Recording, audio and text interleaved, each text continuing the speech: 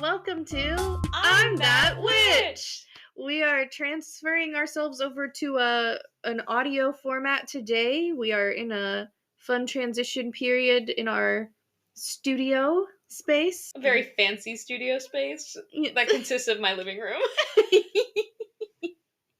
We're also experimenting with a new way of recording and a new editing software, so it's going to be a fun time, but we appreciate anybody who is sticking with us through it. Yeah. Yay. Well, we have a very exciting episode to speak about today. Bridget will be presenting on Walpurga. Yes. Walpurga. I think the last episode we did, which feels like forever ago, which was Marie Laveau, I had made a joke that since we were struggling with some of the French Creole words, I was like, I'll just do a German one next time, haha, but I took myself seriously, and I am in fact doing a German witch. So today, I am taking you back to the 16th century to talk about Walpurga Hausmannin and the German witch trials, and my content warning for today, which I'm just holding myself to keeping those going for some reason, includes violence, murder, of course, infanticide, and good old religious trauma as always. I think most of our episodes are probably going to have that same content warning. I know. So I'm like, why do I keep content warning saying... for the future as well. Like, why do I even bother still saying content warning when I already know that, like, this is a historical witchcraft podcast. It's all going to be really sad and violent. Mostly ending in execution. Yeah, for the most part. I'm hoping at some point we get, like, nice uplifting ones. Maybe one day. I know, we haven't gotten to that yet, but yeah, maybe one day. We'll get there, hopefully. Most historical witches, based on, the way these episodes have been going, did not make it very long in life.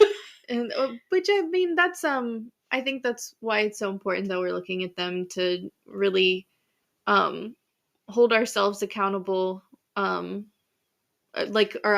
say myself accountable, because I know that you don't necessarily identify as a witch, but I do, and I think that looking at historically, like, these women who were accused of witchcraft, the lives they led and the way they were treated helps kind of keep me accountable of, like, being very mindful of how I use that label for myself too, which might sound a little silly, but no, I think it's really important to know this history, whether you're a witch or not. The way that women have been treated historically in society, especially the use of witchcraft and magic against women, especially, who we're going to speak about today, Walpurga, also, some other people we're going to be talking about in our other episodes. It raises important questions about, how are women treated, and how does that still perforate into today's society? Yes. Not to go on that tangent.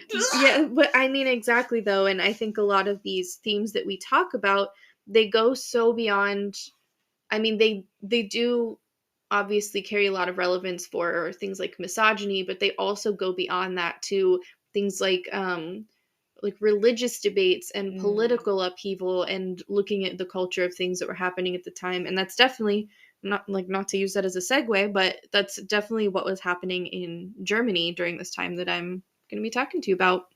So, all right, shall we? Let's dig in. Let's do it. So I'm going to set the stage really quick. Germany was not always called Germany. For a long time, it was called Prussia, and before that, the German-speaking lands fell under the Holy Roman Empire.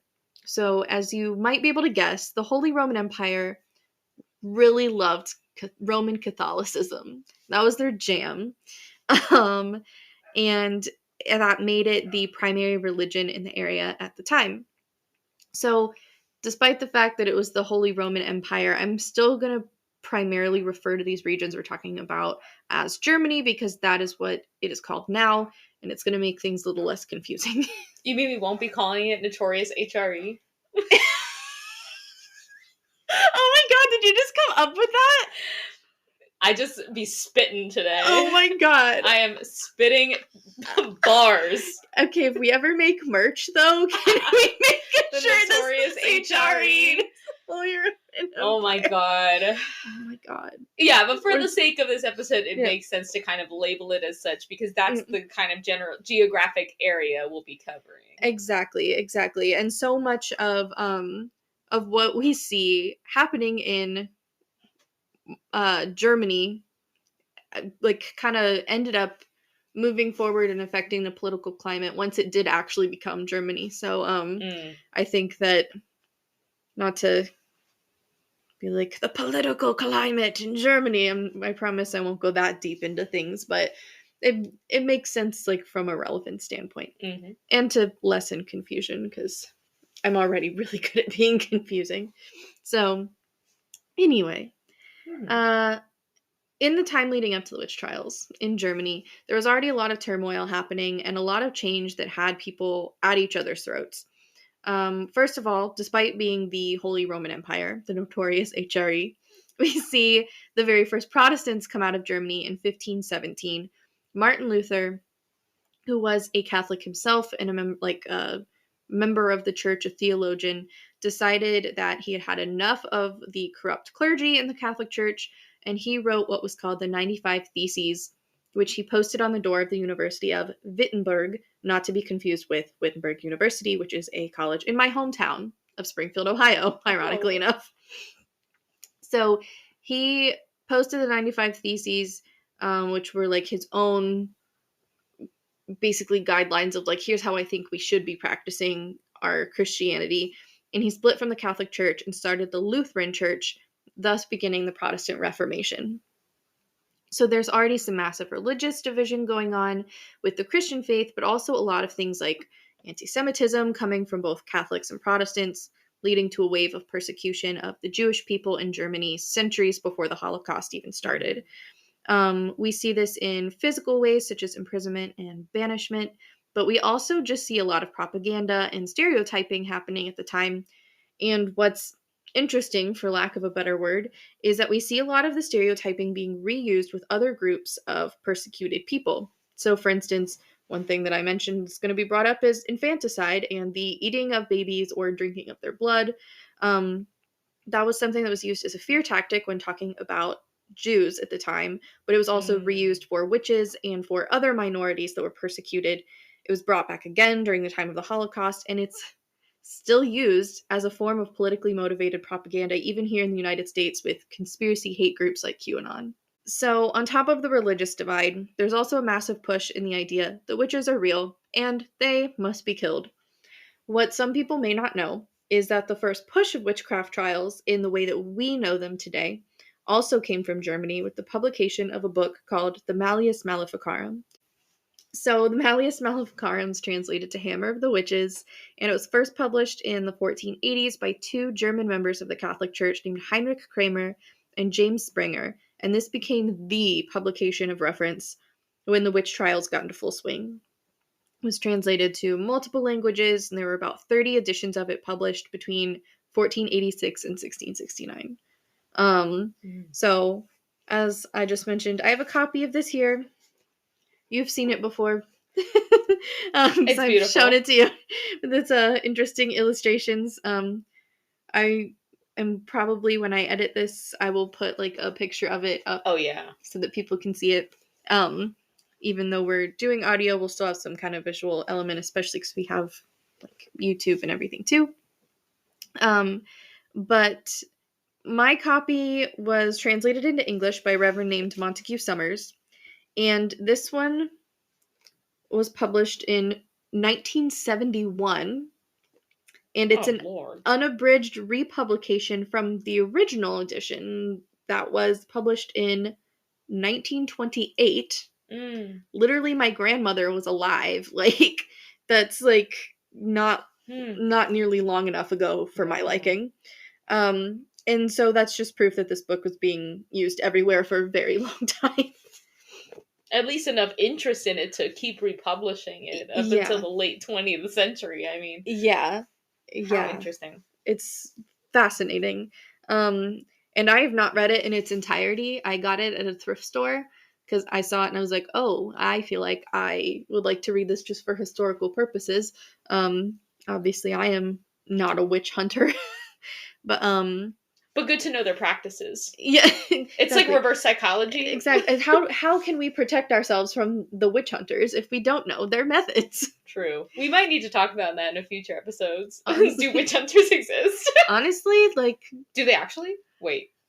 Don't mess with me.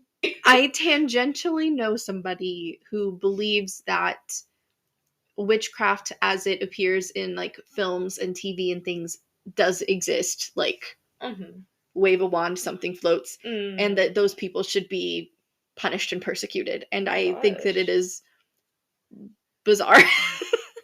You're like, honey, we've got more important things to discuss. Ooh, buddy. Okay. Anyway, so jumping back in. The Hammer of the Witches, the Malleus Maleficarum, prior to its publication in the 1480s, the Catholic Church actually did not acknowledge the existence of witches. It was, like, not acknowledged. After the publication of this book, Kramer and Springer approached the Pope at the time, Pope Innocent, and prompted him to write a pamphlet giving them kind of his seal of approval. And the Pope was the ultimate authority of the Holy Roman Empire, and in many ways the Pope's word was law. So the Pope putting out this pamphlet then made it illegal to deny the existence of witchcraft. If you were to say, I don't believe in witches, they don't exist, you could now be accused of heresy, and you could be arrested and put to death yourself for crimes against the Catholic Church. So now at this point, it's the 1480s. Pope Innocent is like, I'm Pope Innocent and I approve this message. And now it's illegal to deny that witchcraft exists. You could be accused of heresy. So now we come to Walpurga Hausmannin, the Lady of the Hour, her arrest and her murder, or her arrest for murder, and also for witchcraft. Not much is known about Walpurga prior to her arrest, which is unfortunately pretty common with a lot of these women at the time. But we do know that she was born around 1527. She was married once and then widowed. She never remarried, and to our knowledge, she never had any children.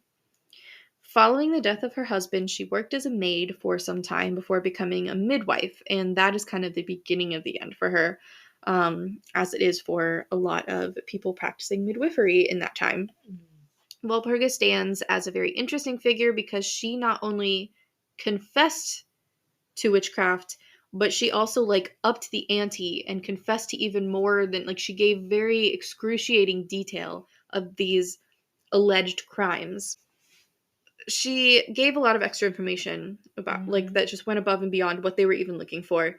And there are a lot of theories about why that may have been the case that we'll get into later, but it's pretty widely accepted that it's probably because she was under duress and under torture. What initially prompted Walpurga's arrest was that during her time as a midwife, there were a series of stillborn infants that she delivered all in a row in a relatively short amount of time. We have to keep in mind, of course, that this is the 16th century. Midwifery is not what it is today. Infant mortality was significantly higher than it is now, so it probably wasn't completely unheard of for there to be a series of stillbirths. And on top of this, Walpurga likely had a lot of births that she oversaw if she was the only midwife around for, like, several miles. Well, I always thought, and maybe I'm wrong, because I thought I had heard or read about this, that in the kind of Middle Ages, people were having so many children because they knew, like, well, at least half of them are gonna die. Honestly, like, they would just pop them out because they knew even in early childhood there was a high likelihood they were going to die at a very early age. So they would just keep popping out these babies left and right, and they're like, well, at least I got 3. Yeah. 3 good ones. Honestly, though. You know? I mean, granted, there is, I mean, I'm sure, like, something to be said for the fact that they didn't have, like, hormonal birth control, things like that. Yeah, that too. But what I think a lot of people fail to acknowledge, like, in that point is that there were still methods, there have been methods of birth control and pregnancy termination since the beginning of time. Yeah. Like, just use a hanger. Yeah. Well, I mean, yes, that too. But also sorry. But also, I mean, even, like, there were herbal remedies that could be used as abortificants. I know I say that word wrong. Just bear with me. Oh my god. Pennyroyal tea. If you've ever heard of pennyroyal tea, it is not just a Nirvana song. It was also used to perform early abortions. Parsley, boiled parsley. Like drinking the tea made of parsley. You're not supposed to eat too much parsley or drink parsley tea if you are pregnant because it can cause spontaneous abortions. There were things that were used as kind of early forms of spermicide, and that was used as early forms of birth control. People using like the sponge, like they would place a sponge in. What? There were. I don't even know if I want the details. But I think all of that is to say, like, those. I'm going to get political. I'm sorry. I can't help myself. I think that it's important to talk about those things too, as women in a modern age in which our rights are being threatened. Our rights to, birth control, to safe abortions, like, Yeah. If anyone was wondering, it is a pro-choice podcast. And it is pro-reproductive rights all day, every day. I mean, we are two female-bodied people who have thus far been very fortunate to have control over our own bodies, but those rights are being threatened every day. And it's something that is just not acknowledged enough, that abortion has always existed. Birth control has always existed. We have always found ways to protect our own bodily autonomy as female-bodied people, but it's not always safe. And so, like, the argument here it shouldn't be in, like, modern times of, like, going through all of this, like, reproductive rights. It's not a matter of, like, if we ban this, it's gonna stop. It's, if we ban this, it's gonna be so much less safe, and you are gonna see massive mortality rates of fully grown adult women and female-bodied people, which is, to me, much worse. Yeah. And I would like to think to anybody it should be much worse to realize that, like, people are gonna die that are fully formed, birthed, grown adult people. Yeah. And just to speak to your point, that's what some of this podcast will be about. I mean, our next episode, or I believe will be our next one after this, is on La Boisson, who is also a midwife like Walpurga, who conducted abortions in France in the 17th century. So this is not a new concept. This is not something that is in any way like a problem that has just come up in the last 30 years. It'll be, something that's just so historical and has been happening, like you said, whether it's on the books or not. So we'll talk about that a little more in our next episode as well. Yeah. All right. Sorry, I went on my, like, political tangent, but but honestly, like, I hate that it even has to be considered political. Like, that being a person with a female body is an inherently political act. As we learn through figures like La Boisson, like Walpurga, like, it's always been political just to be a woman. Yeah. So anyway, getting back into things. Sorry about that tangent. So she was arrested after a series of stillbirths occurred in her midwifery practice. When she was arrested, she was subjected to torture, which was unfortunately not uncommon. And the details of which is not significantly documented, which at first I thought that was interesting, because I thought, like, well, she was arrested and being subjected to this torture, like, by the people who arrested her. I would think that there would be more documentation of that. It turns out that during this time, there was already a series of regulations in place in Germany called the Constitutio Criminalis Carolina. I don't know if I'm pronouncing that correctly, but it's basically considered Germany's first written criminal law. And in this law, there are regulations about how confessions can be obtained in criminal matters. Walpurga was arrested for a criminal matter. She was arrested for potentially murder. And likely Walpurga's torture was not well documented because it broke the law. They obtained a confession through torture and they were not allowed to do so. Okay. Which I thought was very interesting because it seems kind of progressive that they would have a law at that time being like, hey, you can't torture people to get a confession, but, as they do, they just don't document the torture part. Exactly. Like, no one has to know. Like the CIA. Podcast immediately gets shut down. Like, these people. Like at all the black sites. Anyways. Won't be seeing you next week. If we disappear, you know what happened. Or maybe you won't. Right. Maybe they'll scrub this from the internet. I know, exactly. Enough conspiracy theories. So she's tortured. She's tortured. In secret. In secret. So we don't have much documentation of the torture. We do have documentation of her confession. And in it, she says, yes, I have murdered. I have killed 40 babies. And I drank their blood. And what's more than that, I have been having sexual relations with the devil. And I'm going to tell you about it. And she just went on and on and on, above and beyond with her confession. And that is where we get, the interesting discourse from a historical perspective of why she would do such a thing. There are some people today who argue that she would never have said so much about, gone so above and beyond with her confession if she wasn't actually a serial killer, and some people believe that she might have actually been a serial killer. Some other people say there might be an element of mental illness or hallucinations, but honestly, for the most part, it's chalked up to that she was under duress. She wanted the torture to stop. She already knew she was going to be put to death for this. And so she kind of was like, fine, you want a show? I'll give you a show. Yeah. And research does support that certain interrogation and torture techniques are bound to elicit false confessions. Yes.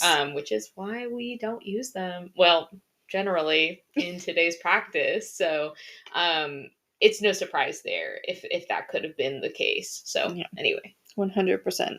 I personally am of the belief that she was not a serial killer and it was strictly under duress. So Walpurga's confession consisted of this. During the time after her husband died, when she was working as a maid, she met a man who also worked for the same household that she was performing maid services for. They had a little bit of a flirty relationship, and she invited him, or maybe vice versa, he invited her, to essentially meet up and have a little tryst in the barn. Oh. They were gonna have a little hookup. So rolling around the hay. Literally a literal romp roll in the hay. Romp in the hay. So what Walpurga then said is that the person who came to meet her at the barn, or wherever it was they were meeting up, she assumed that this was the coworker, the person who she was supposed to meet up with, but it was dark. So they just kind of stripped down. They got to doing what they were going to do, and that's when she felt a cloven hoof. Which, surprise! It was not actually... Bestiality! It was the garden goat. Oh my god. Oh god, I hate it. Well, according to her, it was not a mere goat. Nor was it her coworker or potential lover. It was actually a demon. Named Federline. This came as a surprise to her, clearly. She was like, excuse me, you're not my lover. You are a demon. And allegedly, she cried out to Jesus. But the demon did not go away from her. Somehow, this series of events turned into her making a deal with this demon, who then introduced her to the devil himself. And she went so far as to give the full description of what the devil looked like. Apparently, he was a very handsome older gentleman with a long gray beard, very fine jewels, and he resembled a king of sorts. So not Federline the goat man. naturally her relationship went from being with Federline to then being with the handsome King Devil man. Essentially, she goes on to say she signed a contract with the devil in her own blood, and they would regularly meet up. He gave her like a salve of sorts to use in her midwifery practice, and she would rub this salve on the babies that were born, and sometimes the mothers, and it would cause them to die. During these meetups that she was having with the devil, they were having sexual relations, and they were feasting on the finest meats and the finest infant blood that she had procured from the people she had killed. Oh, man. So now not only is she confessing to witchcraft and consorting with the devil, but she's also confessing to murder. She's confessing to vampirism. And then she takes it a step further. She says, "We also snuck into the church, we stole the Eucharist, and we ate it together in our feast outside of the sanctity of the church. Literally broke bread with the devil, and that set everyone into a frenzy." So this. Damn, you stole our crackers? Well, we only have a limited amount of those. Well, this is where I literally in my notes I was not going to write the whole thing out, and I just put in bold, "Explain transubstantiation" here. I grew up Catholic. Insert here. Yeah, yes, please. As our resident Catholic. As our recovering as Catholic. Someone who does not understand this, please explain. So, transubstantiation is in the Catholic Church. Essentially, they have the communion, the Eucharist. It's the little wafers and it's the wine. In most denominations of Christianity, it is symbolic. This is my body given up for you. This is my blood shed for you and for your sins. In the Catholic Church, they believe in transubstantiation, which means that the Eucharist and the wine, they're blessed, they're given out. This is my body, amen. You eat the wafer, you drink the wine, and when you consume it, it is literally turned into the body and blood of Jesus Christ in your body. Oh. Okay. So, if that's cool. If anyone should be accused of vampirism here, let's be real, it's probably the Catholic Church with transubstantiation with the wine. But interesting concept. It was hard for me to grasp, especially like as a kid in the Catholic Church, because you get your first communion when you're like 7-ish years old, and you're like, I'm drinking what? I'm drinking blood. I'm drinking what? That's weird. It's an interesting concept for sure. So with this concept of transubstantiation, like the Eucharist is very, very holy. And so Walpurga, for her to say, I took the literal body and blood of our Lord and Savior Jesus Christ, I took it out of the sanctity of the church and I ate it with the devil. The devil has now eaten Jesus's body and blood. That sent everybody over the edge. She immediately became the most reviled human being. And unfortunately, that sealed the deal. So, like many people we find in our discussion of these trials, here she was not given a formal trial that would rely on facts. Instead, everything was completely dependent on this confession that she just gave under duress and under torture. She was sentenced to death. So the next step of this, unfortunately, is that she was going to be tortured on her way to her final resting place. Oh, no. So much like I did with the case of Bridget Cleary, I'm going to skim over some of it. I'm still going to acknowledge the happening of it, but I'm not going to get into too much detail. But essentially, she was bound, placed in a cart, and taken to where she would be burned. And along the way, she was tortured with hot tongs. And like branded? Essentially ripped apart. Oh my gosh. So she was injured even further than what she had already endured. The last step right before she was killed was that they removed her right hand. And the reason they did this was because when she became a midwife, she took an oath to heal and protect, and she had placed her right hand on the Bible when doing so. Oh. In confessing to killing these infants and their mothers that were in her care, she had gone against her oath as a midwife, and so therefore they removed the hand she had used to make the oath. Really taking Hammurabi's code to heart. Honestly, the next thing to be cognizant of is that Germany is where we see the origin, really, of the concept of burn the witch. By the time we get to Salem, they were doing hangings. In Germany, they were still burning them at the stake at this time. So that also very much plays into the Catholic faith, because in Roman Catholicism, up until pretty recently, actually, cremation was completely forbidden. So Really? they believe that upon the return of Jesus, our bodies will be taken up, like our physical bodies will be like resurrected and taken back. Oh, okay. So if we cremate, we don't have bodies to take back. That was, I think, up until very, very recently still the case. And even now, the Catholic Church has very like specific guidelines around cremation of like, you can be cremated, but you have to still be interred and you have to be in this type of situation. And yeah, I don't know all the details. I left the Catholic Church quite a while ago, but that was, I think, another big reason why they did a lot of burning of witches rather than things like hanging. so that they couldn't go. So that they were being cremated, which is a direct, they're like, you've already forsaken your God, and so your God forsakes you, essentially. Yeah.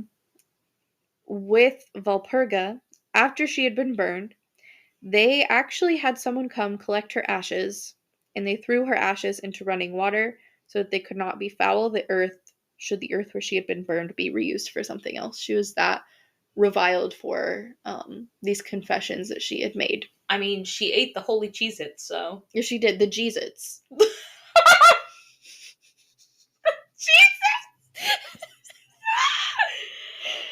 I mean, I'm not gonna lie, my straight up thought was, like, what kind of crackers we talking about? Yeah. I mean, so a lot of people, I have to say, at least for the modern Catholic Church, I've heard people be like, ew, those, like, dry wafer, blah, blah, blah. I loved that. I remember thinking they were so good. Damn. I don't know why. Like, I just, something about them, like, they were, like, I don't know how to describe it. I don't know. I remember thinking that I really liked the taste of them. I remember not liking the wine. I don't really like wine that much anyway, but also, like, I just gotta say, like, I went to, like, a Protestant friend's church when I was a kid, and they gave them, for one thing, grape juice, but also they were, like, individually packaged. And in the Catholic Church, it's, like, real wine. You are drinking it when you are 7 years old, and it's in, like, a shared, like, goblet. So Absolutely it's, like, not. yeah, so you already have eaten this cracker, and you go, you take a nice drink of, like, the whole congregation's backwash, and then they do, like, a little wipe and a quarter turn of the cup. And I'm like, I'm not worried about the fact that my lips are where, like, Janet's lips were. I'm worried about the fact that Janet still had half the Eucharist in her mouth, and now it is in the wine, and I am drinking her backwash. That's so nasty. Yeah. Sounds so gross. There's a lot going on. When I heard about that practice as a child, I was like, that's nasty. It's gross, yeah. That's so many shared germs. Like, what do you do in COVID? Right? Oh my gosh, right? Everyone gets a little shot glass. Actually, that's actually what happened when I went to a Jewish service and they had the wine out of, like, little like, shot glasses. I was like, turn up. Shots. That's the song that played in my head when I heard that, when I was at that service. I was like, oh, turn that off. That's how, like, when I went to that Protestant friend's church when I was a kid, that's exactly how it was. They were, like, individually packaged, but they weren't, like, shot glasses. They were, like, the best way I can describe is, like a coffee creamer, like when you go to, like, Bob Evans and you, like, peel the top off. Love and you those things. It was like that, but it had, like, grape juice in it. That's sweet. It's pretty cool. Much better. Yeah. Much better. Now they just need, like, Ritz crackers. Exactly. They need something. I don't know. I personally, like, Jesus. I'm down for the Eucharist just because I think it tastes good, but maybe I'll go back as an adult and be like, these had no taste. Yeah, like, it's like when little kids like plain pasta and they're like, Mom, you are the best chef on earth. Yeah. And it's just plain buttered pasta. Unfortunately, Walpurga was not the first to be accused of witchcraft in Germany, and she would not be the last. The witch trials went on in Germany for literal centuries, and they were very widespread. Um, what's more is that it was so enduring that there was time for multiple evolutions of the types of people being accused. Rather than it predominantly being a certain class or sex, it evolved and changed. For instance, toward the beginning of these witchcraft accusations, there were more men being accused. And then around the time that Martin Luther does a translation of the Bible and he changes the gendering of a word malefico to malefica, all of a sudden there were more women being accused. Interesting. This, of course, on top of good old-fashioned misogyny. Women were seen as lesser, they were seen as subhuman, closer to animal than man, often described as being essentially a deformity or a derivative of man because in the Bible, woman is made from man's rib. It's just a very interesting sort of dynamic. And if you don't see it reflected in literature, then you see it reflected in art. A lot of art coming out of Germany at that time of depictions of witches were often older women, usually nude and with very long flowing hair that was not pulled back in any sort of way that would be considered seemly. It was very indicative of this idea that women are not only animalistic, but they are also these wild, lustful creatures that need to be condemned and are basically like subject to their own wild whims.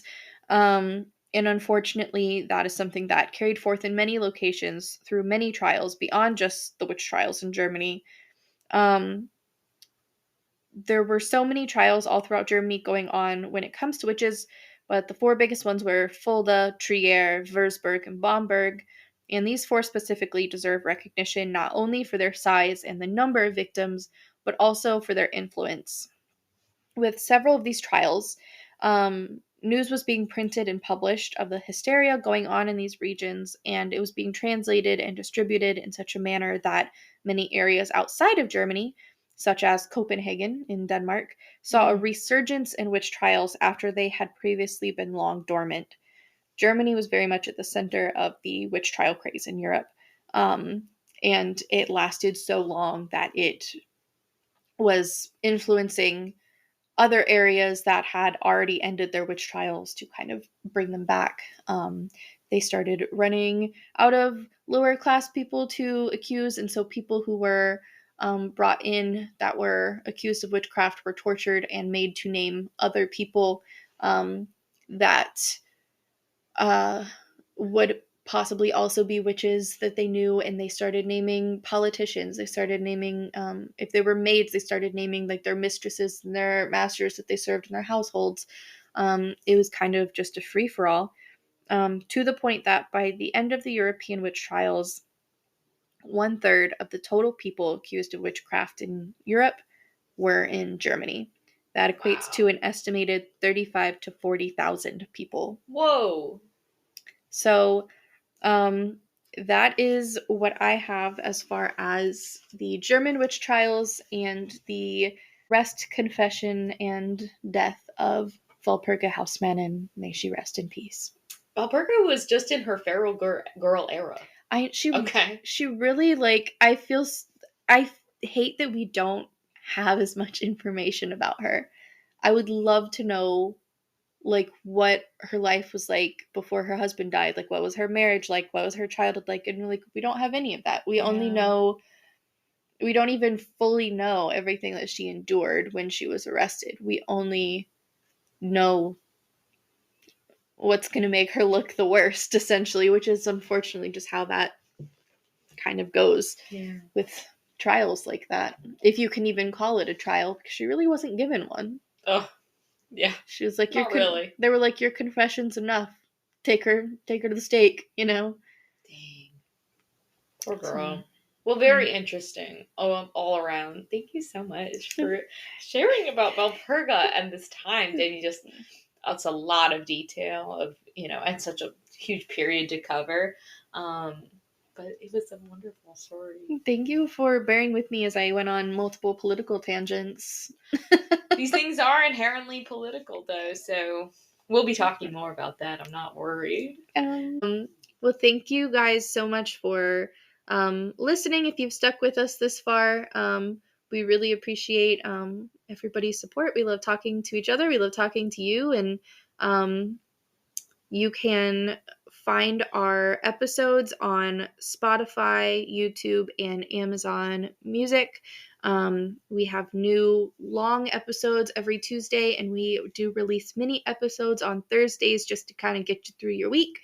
Tell us what you'd like to hear about. I know we've gotten some feedback about what was it, King James's Bible? Yes. And so we want to take suggestions of like anything you want to hear about that you want us to research and present on. We're happy to do so. So send us little messages or comments, whatever way. Carry a pigeon. We'll take them all. Send a raven. Yeah. Well, thanks for listening, guys. Yay. See you next time. Bye. I'm That Witch is researched, written, and hosted by Maddie Guerra and Bridget Golden. Edited by Bridget Golden. You can find more episodes on Spotify, YouTube, Apple Podcasts, Amazon Music, or wherever you find your podcasts.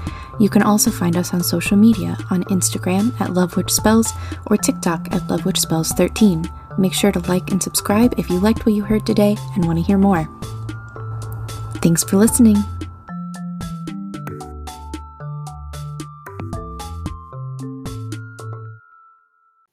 Let's go.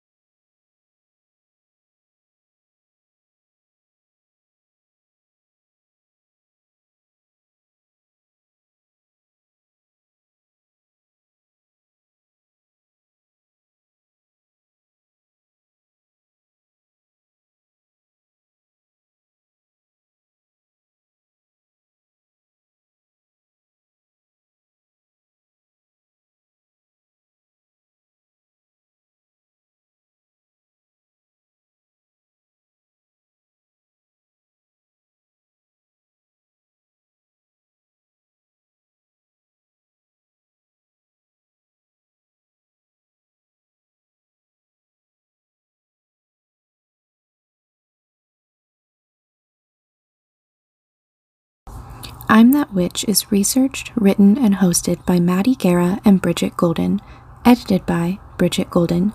You can find more episodes on Spotify, YouTube, Apple Podcasts, Amazon Music, or wherever you find your podcasts. You can also find us on social media on Instagram at LoveWitchSpells or TikTok at LoveWitchSpells13. Make sure to like and subscribe if you liked what you heard today and want to hear more. Thanks for listening.